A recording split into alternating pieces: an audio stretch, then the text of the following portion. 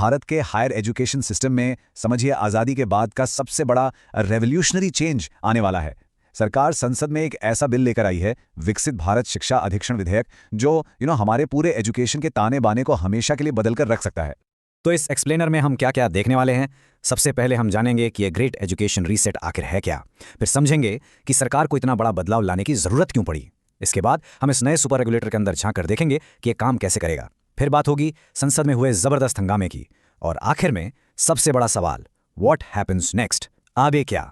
तो चलिए सबसे पहले बात करते हैं द ग्रेट एजुकेशन रीसेट की। सोचिए, अब तक हायर एजुकेशन को चलाने वाली जितने भी बड़ी बड़ी संस्थाएं थी, यूजीसी, एआईसीटीई, एनसीटी, ये सब अब एक ही छत के नीचे आने वाली हैं। जी हाँ, ये बिल एक फंडामेंटल शिफ्ट है, गवर्नेंस में एक बहुत बड़ा बदलाव। इसका सीधा सीधा मतलब ये है कि यूनिवर्सिटी ग्रांट्स कमीशन, जिसे हम यूजीसी कहते हैं, All India Council for Technical Education यानी एआईसीटी, और National Council for Teacher Education NCTE, इन सबको मर्ज किया जा रहा है और इनकी जगह लेगा एक अकेला सिंगल सुपर पावरफुल रेगुलेटर, और इसका नाम क्या है? विकसित भारत शिक्षा अधिक्षण।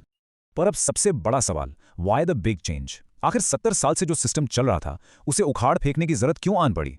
चलिए सरकार के नजरिए को समझने की कोशिश करते हैं। आखिर वो कौन सी खामियां थी, कौन सी प्रॉब्लम्स थी जिनकी वजह से इतना रैडिकल स्टेप उठाना पड़ा? तो 70 साल पुराने सिस्टम को डिसमेंटल करने की वजह क्या है? सरकार का कहना है कि ये सिस्टम अब आउट ऑफ डेट हो चुका है, आज की जरूरतों को पूरा नहीं कर पा रहा। पर वो कौन सी कॉन्क्रीट प्रॉब्लम्स थीं जिन्होंने इस बड़े फेरबदल की नींव रखी? Let's find out. सरकार के मुताबिक जो पुराना सिस्टम था वो टोटल मेस बन चुका था। इतने सारे रेगुलेटर्स थे कि रूल्स एक दूसरे पर ओवरलैप कर रहे थे। ब्यूरोक्रेसी मतलब लालफीताशाही इतनी थी कि अप्रूवल्स मिलने में सालों लग जाते थे। ट्रांसपेरेंसी और अकाउंटेबिलिटी की तो बात ही छोड़ दीजिए। और सबसे बड़ी दिक्कत, पूरा जोर सिर्फ कागजी कार्रवाई और कंप्लायंस पर था, असल एकेडमिक क्वालिटी पर नहीं। एक फ्रैगमेंटेड सिस्टम जो ग्लोबल लेवल पर कंपीट ही नहीं कर पा रहा था।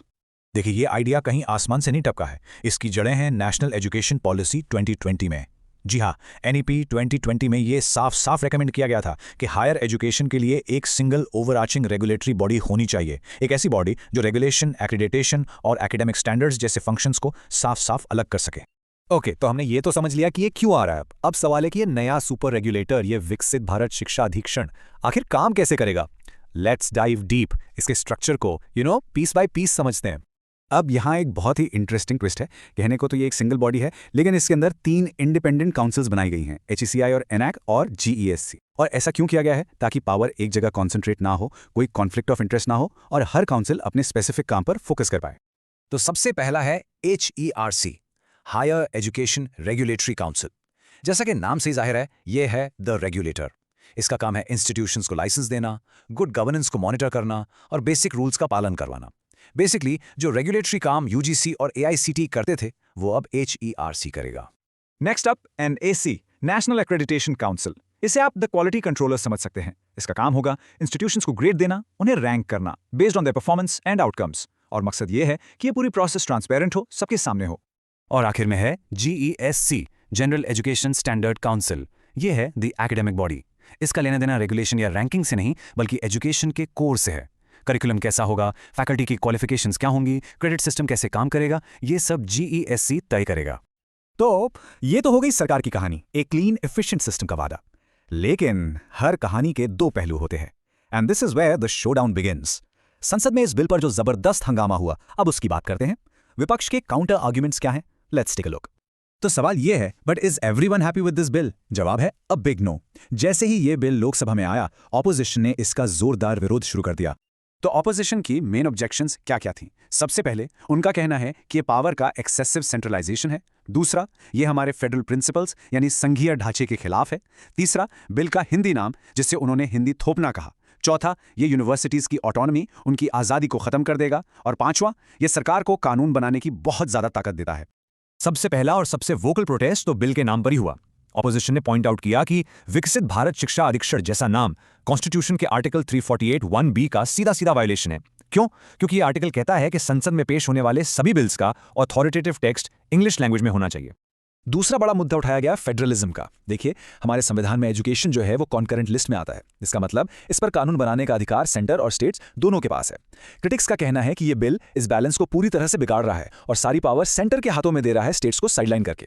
और ये चिंता कितनी बड़ी है इसे समझने के लिए जरा इस नंबर पर गौर कीजिए, 81%। जी हाँ, भारत के 81% स्टूडेंट्स स्टेट पब्लिक यूनिवर्सिटीज और उनसे जुड़े कॉलेजेस में पढ़ते हैं।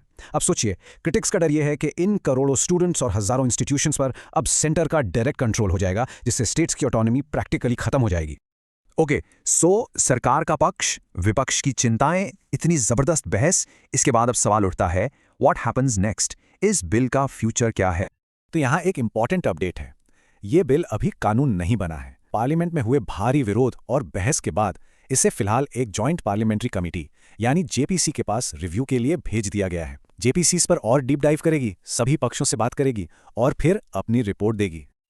Alright, time for a quick overview. चलिए पूरे एक्सप्लेनर को 30 सेकंड्स में रैप अप करते हैं। की takeaways right now. So point number 1, पुराना सिस्टम जिसमें यूजीसी, एआईसीटी जैसे मल्टीपल बॉडीज थे, गॉन। नया system, one single super regulator. Point number 2, इसका स्ट्रक्चर कैसा है? इसके अंदर हैं 3 इंडिपेंडेंट काउंसिल्स, एक रेगुलेशन के लिए, एक एक्रेडिटेशन के लिए और एक एकेडमिक स्टैंडर्ड्स के लिए। And point number 3, the great debate. एक तरफ है सरकार का argument for efficiency and modernisation और दूसरी तरफ है ऑपोजिशन की चिंता ओवर सेंट्रलाइजेशन एंड फेडरलिज्म। ऐसी इन्फॉर्मेटिव वीडियोस देखने के लिए LLB स्टूडेंट अड्डा को फॉलो करें एंड सब्सक्राइब करें।